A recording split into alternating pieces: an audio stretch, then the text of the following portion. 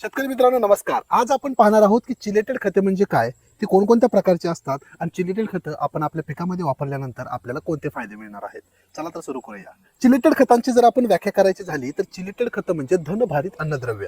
म्हणजेच काय तर आयर्न, मॅंगनीज, जस्त, कॉपर यांच्यासोबत एखाद्या सेंद्रिय पदार्थाचे रासायनिक बंध जोडून एक तयार झालेले नवीन संयुग.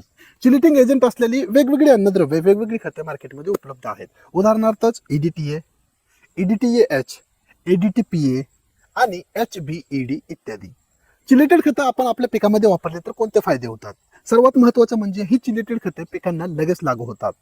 दुसरा फायदा म्हणजे काय, ही जर चिलेटेड खतं मातीमध्ये तशीच राहिली तर ती इतर खतांबरोबर परस्पर प्रक्रिया करत नाहीत. ती मातीमध्ये तसेच राहतात आणि हळूहळू गरजेनुसार आपल्या पिकाला लागू होत राहतात.